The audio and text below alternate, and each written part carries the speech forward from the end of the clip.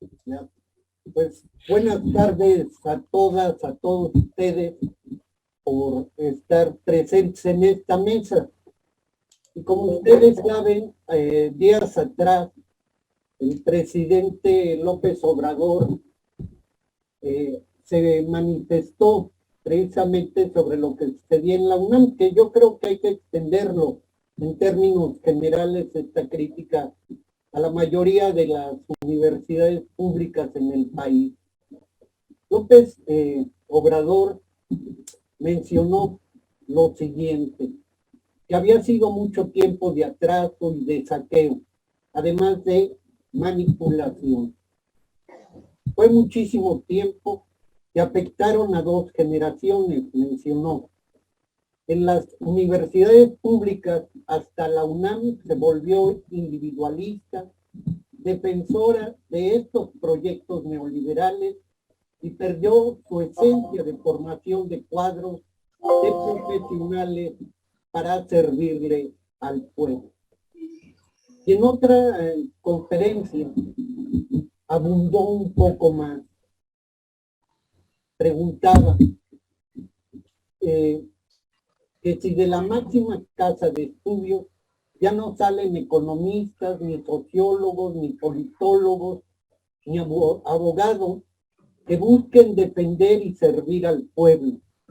Ya no hay derecho constitucional y se preguntaba dónde había quedado el derecho agrario. Es historia, respondió.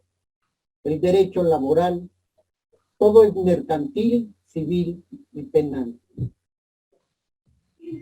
Igualmente, una de las coartadas que se ha utilizado justamente para imponer el modelo neoliberal es decir y hablar de que las universidades son plurales ideológicamente, son plurales, son diversas, social y culturalmente, pero ¿quién es quien decide en las universidades? ¿Qué es el meollo o el centro de esta crítica? El pluralismo ideológico que se da en esto puede servir también como una mascarada para la toma de posición, muchas veces de acuerdo a los intereses de la burocracia dorada universitaria. El eficientismo, el fortalecimiento de la burocracia dorada o la casa dorada universitaria, el ingreso a las universidades a través de los exámenes de empresas privadas, como se hacía o se hace en Puebla con el College Board, una supuesta internacionalización de los estudiantes, el rediseño curricular para satisfacer el mercado laboral. Piénsese, por ejemplo, en el campus de la UAP en Ciudad Audi y una terminal en Derecho Empresarial también de la UAP, el auge del emprendedurismo dentro de las propias universidades, las formas de elección de autoridades en forma ponderada por sectores antidemocrática y cerradas, son algunos de los elementos. La precarización del trabajo académico es otro, o la destrucción de los sindicatos combativos al interior de ellas. Hay esquemas tecnocráticos de puntitos y puntaje, las llamadas corcholatas para el sector académico. Y para ir ya empezando, quiero referirme a algo que mencionó o leer un fragmento de lo que escribió el doctor Pablo González Casanova. Él mencionó que el neoliberalismo empieza por privatizar la conciencia de los líderes, logrando su objetivo principal, que es la privatización. Los políticos privatizados se vuelven privatizados. Igualmente, un gran pedagogo brasileño mencionó que la educación nos debería enseñar a pensar y no solo a obedecer. Lo decía Paulo Freire. Y con esto, muy brevemente, con lo que encontré, voy a presentar a cada uno de nuestros participantes el día de hoy. Tatiana Cole es socióloga por la Universidad de La Habana y por la Universidad Nacional Autónoma de México. Es profesora e investigadora de la Universidad Pedagógica Nacional Campus Ajusco, articulista del periódico La Jornada, estudiosa e investigadora no solo de las normales rurales, sino de la educación en nuestro país. Ha tenido un trabajo muy cercano con la sección 22 de Oaxaca. Ha sido también una firme militante en contra de la reforma educativa de Peña Nieto y una militante de izquierda de hace muchos años. El compañero Germán Sánchez Daza es doctor en economía, académico de tiempo completo en la UAP desde 1982 y sus investigaciones se han publicado en revistas y libros, tanto en publicaciones nacionales como internacionales. Su trabajo ha sido distinguido por reconocimiento por parte de la Unión de Universidades de América Latina, la UNDUAL, el Consejo Latinoamericano de Ciencias Sociales, la CLACSO, el Instituto de Investigaciones Económicas de la UNAM, el Consejo Estatal de Ciencia y Tecnología de Puebla. Ha dirigido más de 60 tesis en los niveles de licenciatura, maestría y doctorado. Y ha participado como lector de tesis de posgrado en universidades del país. Cabe mencionar que también es miembro del Sistema Nacional de Investigadores. El doctor Américo Saldívar Valdés ha sido obviamente catedrático e investigador de la UNAM, doctor en sociología por el Colegio después te abro, estoy en un seminario. Chao. Y investigador de la Facultad de Economía. Igualmente licenciado y maestro en planificación de la economía por parte de la Universidad de los Pueblos de Moscú, coordinador del campo de conocimiento Economía de los Recursos Naturales y Desarrollo Sustentable de la UNAM. Fue miembro del consejo editorial de la revista Historia y Sociedad y ha publicado numerosos libros y artículos en coautoría o personalmente sobre agua, servicios ambientales y cambio climático. El doctor Víctor Quintana Silveira, obviamente también militante de izquierda en el caso de Américo, es doctor en sociología, catedrático actualmente de la Universidad Autónoma de Ciudad Juárez y en la Escuela Nacional de Antropología e Historia del Norte de México, fundador y asesor del Frente Democrático Campesino de Chihuahua en México, fue diputado local y ha sido diputado federal, fundador de Morena y estuvo dando una cátedra en la Sorbona de París. Bueno, ellos son nuestros 4 compañeros que el día de hoy van a debatir sobre esta situación de las universidades en general. Cada uno de ustedes tendrá hasta 15 minutos para exponer y al final de los 4 es cuando se hacen las preguntas. Empezamos por la compañera Tatiana Cole. Adelante, Tatiana. Muchas gracias. Buenas tardes a todos.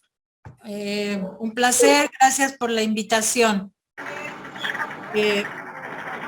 Quisiera empezar abordando 2 o 3 puntos rápidamente para después entrar más a fondo. En primer lugar, me parece que uno de los debates que se ha levantado con con esto que empezó el compañero Gerardo a explicar, es en torno a la afirmación de López Obrador, y mucho del debate se centra entre los anti-AMLO y los pro-AMLO, como si esto fuera el punto nodal que cambiara la realidad en la que vivimos desde hace ya más de 30 años y que es el neoliberalismo.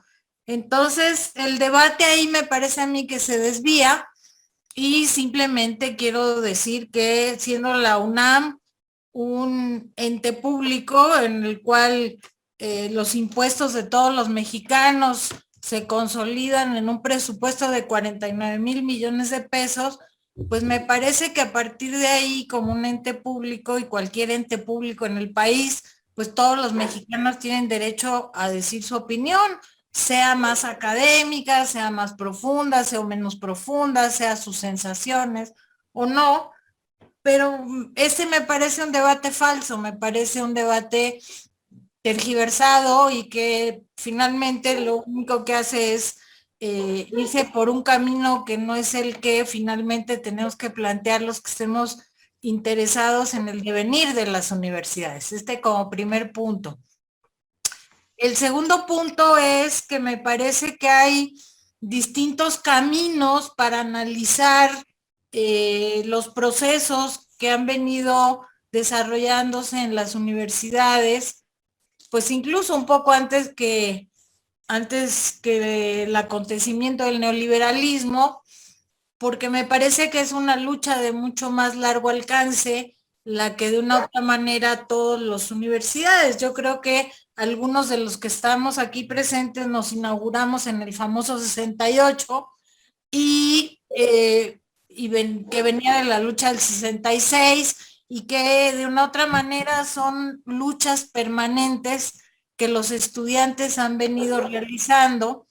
Con esto me refiero a analizar lo que ha sucedido en nuestras universidades a partir de esto, de un conjunto de luchas que se han venido dando a lo largo de muchos años y luchas que de una u otra manera han sido enfrentadas sistemáticamente por el Estado, ya sea el Estado priista anterior o el Estado neoliberal PRI-PAN, y que nos indican el camino de un conjunto de no solo reivindicaciones, sino de imaginarios, de sentires, de necesidades que han pasado por las luchas sindicales, que han pasado por las luchas estudiantiles, y bueno, también hay que decirlo en menor medida por las luchas académicas, porque son pocas huelgas las que hemos protagonizado los académicos estrictamente. Incluso esta última en la UNAM, que fue en apoyo a los profesores de hora, semana, mes, que es una condición terrible que sostiene a la UNAM finalmente. El 80% de los maestros, yo trabajé 25 años como hora, semana, mes en la UNAM y ni siquiera obtuve la base. Cada año tenía que renovar con los papeles mi contrato y ganando lo que ganaba. Y bueno, así el 80% de los maestros, pues en ese caso, más bien fue un paro estudiantil el que apoyó a los maestros hora, semana, mes para que hicieran el planteamiento de que no se les había pagado. Entonces, bueno, ese es un camino y todas las universidades han tenido ese camino. Han habido distintas luchas, han habido distintos momentos en el que generalmente los colectivos de administrativos, de académicos y de estudiantes se han planteado la necesidad extrema de lanzarse a huelgas, de lanzarse a paros y de lanzarse a grandes confrontaciones. Ahí hay un camino que evidencia esto, las necesidades grandes que ha habido en todas las universidades y las que han marcado las luchas desde hace mucho tiempo. Y otro camino, otro tercer camino, pues es un poco analizar a partir de investigaciones que hayamos hecho y analizar con argumentos más académicos, si se quiere llamar así, o más profundos, argumentos con mayor rigor, digamos, en términos del impacto que tiene esto que hemos dado en llamar la educación, el advenimiento de la educación neoliberal. Y bueno, para diferenciarme un poco de los perfiles de los compañeros Américo y el otro compañero que también van a hablar, que me parece que hablan, bueno, hablamos desde el mismo punto de vista, pero quisiera aportar un concepto que ha acuñado la sociología de la educación para este análisis y que lo he trabajado mucho y que me parece muy pertinente. Y es el de el estado evaluador. El estado evaluador me parece un concepto que nos permite entender con bastante precisión cuál fue el camino que asumió la educación neoliberal. Es decir, la educación neoliberal es una parte de un conjunto de grandes transformaciones que vinieron pegadas a este nuevo modelo de acumulación que fue el neoliberalismo y acompañadas de todo un proceso de debate, incluso filosófico, ideológico, la globalización, la cuarta revolución tecnológica, es decir, viene en un conjunto de fenómenos muy fuertes. En América Latina, incluso en el Cono Sur, y pudiéramos decir que en las crisis de los años 70, que fueron las crisis de las grandes dictaduras en América Latina y en nuestro país de la Guerra Sucia, pues son el antecedente de esta brutal crisis política que nos impone estos regímenes y que va a seguir y que después se va a desarrollar en la crisis económica de los años 80, y esos dos elementos son el vehículo de entrada de todo este neoliberalismo. ¿A qué me refiero con el estado evaluador? El estado evaluador es la función central que adquiere el Estado en la constitución de un nuevo sistema de educación que funcione bajo nuevos principios y con objetivos muy claros, y que se va a desplegar a través de el instrumento preferido o el instrumento adecuado, que ha sido la evaluación. Y aquí la evaluación adquiere un significado muy amplio porque se va a aplicar de una manera generalizada en todo el sistema educativo y además en el mundo entero, en todos los sistemas educativos. Por eso se acuña esta definición del estado evaluador. Hablamos del estado evaluador porque, en primer lugar, toda esta educación neoliberal se cimenta a partir de un conjunto de planteamientos, de iniciativas, de documentos que sostienen grandes organismos multilaterales, el Banco Mundial, el Fondo Monetario Internacional. Desde finales de los 80, principios de los 90, hay un conjunto de documentos que analizan, si bien no son los organismos ideales para este pronunciamiento, pero a partir de ahí surgen esta delimitación, es decir, que analizan uno de los problemas más grandes que hay para desarrollar la política que se acuerda desde mediados de los años 80, que es la necesaria reducción del gasto público.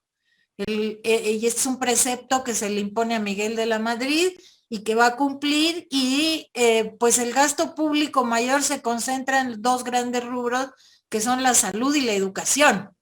Y entonces hay que buscar todos los mecanismos posibles para recortar el gasto público en educación, es absolutamente necesario. Entonces, los primeros recortes en el sistema educativo pues vienen con el congelamiento de plazas, el congelamiento de salarios, el desmantelamiento de las funciones sindicales y un conjunto de elementos. Pero desde ese momento aparece en el panorama la evaluación, y aparece todo el sistema de evaluación CONACYT. Se pone en marcha desde el año de 1984. Se hace la primer gran evaluación que va a conducir al SNI y que en general va a conducir a toda una política que se va a desplegar en todo el sistema educativo nacional ya con Salinas de Gortari, y que es la vinculación, la clasificación del trabajo docente académico en todos sus niveles. Empezaron con los investigadores, pero después se fueron a todos los niveles de la docencia y de la academia, haciendo un gran trabajo de clasificación que les permitiera medir, clasificar, certificar y vincular de esta manera los desempeños académicos que querían fortalecer mediante el estímulo y aquellos que no interesaba fortalecer, generando también una concentración de recursos en un mínimo del 30%, cuando mucho del conjunto de los académicos, lo cual financieramente les permitió ahorrarse miles y miles de millones de pesos. Pero además generó otro elemento que se buscaba mucho, que era la competencia individual, la competencia individualizada mediante un sistema de evaluación, estímulo monetario, evaluación premio. En algún momento un académico de la UAM, Eduardo Ibarra, lo llamó, que fue uno de los primeros artículos incluso en torno a todo esto, ya hacia los 80, lo llamó la sustitución del homus academicus por el homus económicos. Y bueno, ese es uno de los principales elementos de la política neoliberal en nuestro país. Esto que les acabo de decir, entonces tenemos un primer rasgo característico del Estado evaluador, que es producto de un conjunto de corrientes de pensamiento sustentadas en grandes organismos multinacionales y en general financieros, de la firma de las cartas de intención. Es decir, es una política mundial, no es una política nacional, no se inventó en México, no se inventó en América Latina, corresponde a los grandes flujos de pensamiento que sustentan el nuevo modelo de acumulación neoliberal. El segundo elemento, por lo cual lo llamamos un Estado evaluador, es que nuestro país tampoco asumió la forma de ser de un solo gobierno. Y tanto los gobiernos del PRI como del PAN, que hicieron la famosa transición, asumieron esta política y se empezó a desarrollar, como digo, con estas primeras medidas de la Madrid, con un fuertísimo impulso por Salinas de Gortari y con la culminación grande de la reforma constitucional de Peña Nieto. Es decir, les tomó todo ese enorme espacio de más de 20 años para lograr la famosa reforma de Peña Nieto, en la cual además se sumó el PRD también al acuerdo de consenso. Entonces ya estábamos hablando, y hablamos hoy día del PRI, PAN, PRD, en torno al apoyo a las reformas constitucionales. Ahí la evaluación pasó a ser, por imposible que pareciera, un elemento constitucional. ¿Por qué? Porque en el periodo de Calderón, cuando se planteó ya todos los rasgos de este proceso de evaluación, no era obligatoria, no era constitucional, y los maestros simplemente no acudieron a las evaluaciones a las que convocó Calderón. Por lo tanto, la evaluación se constituye en nuestro país como un principio constitucional. En segundo lugar, el Estado evaluador se sustenta en un conjunto de instituciones que han sido creadas apresuradamente. Me queda muy poquito tiempo, me quedan como 5 minutitos, voy rápido. Un conjunto de instituciones que han sido creadas, que conforman una enorme estructura burocrática, que son el Ceneval en primer lugar, bueno, el CONACYT con los SNIs y con la evaluación de todo, el Ceneval, la Comipems, es decir, hay un conjunto de estructuras muy fuertes, y bueno, el INE lo creó Fox. Todas estas estructuras burocráticas que absorben una cantidad grande del presupuesto educativo, pero que están concentradas en distintos aspectos de la evaluación. Estas estructuras institucionalizadas hacen que la evaluación pase a ser un elemento de funcionamiento estructural, es decir, sin el cual no funciona el sistema educativo. Esto es muy importante de señalar. Otro elemento fundamental, pues, es el financiero, que ya dijimos, todo el impacto financiero que tiene toda esta película, perdón, todo este proceso, y entonces la evaluación pasa a ser un elemento sustancial de las políticas de gasto educativo y de control de financiamiento. Por último, podemos hablar de el impacto que tiene todo esto y que desdobla la práctica docente, las prácticas académicas y las prácticas educativas en un conjunto, porque se evalúan los programas, se evalúan los estudiantes, se controla la matrícula, se controla la función docente, se controlan los programas, todo está sujeto a una evaluación externa. Estos organismos se presentan como pseudoautónomos fuera del Estado y con capacidad para obligar a las instituciones que fueron sometidas a un descrédito brutal, a un linchamiento brutal en la prensa, que eran todas las instancias del sistema educativo público, sobre todo el magisterio de base, sobre todo las escuelas primarias, secundarias, el magisterio de base fue brutalmente agredido para desacreditarlo, y se complementan entonces con la política de privatizaciones de Salinas de Gortari para acá. El 30% de la matrícula universitaria está privatizada en grandes instituciones, eso fue la reforma de Salinas, y el fenómeno entonces coadyuvante pues es entonces el control establecido en todos los niveles del sistema de educación nacional, el CEN que llamamos. El impacto que tiene esto, digamos, en las prácticas docentes, pues es una mercantilización brutal, porque primero establece una diferenciación salarial brutal entre alguien que puede tener el SNI, el PRIDE y ser titular en cualquier institución universitaria, puede llegar a ganar 120,000 pesos, mientras que un maestro normal, tranquilamente con su salario nada más, pues se quedaría en los 20,000 en la universidad. Cuando hablamos de los profesores de primaria o secundaria, estamos hablando de que con los estímulos de carrera magisterial, pues pueden llegar a unos 70,000 pesos, mientras que un maestro con una sola plaza y sin estímulos, pues está más o menos en el rango de los 7,000-8,000 pesos.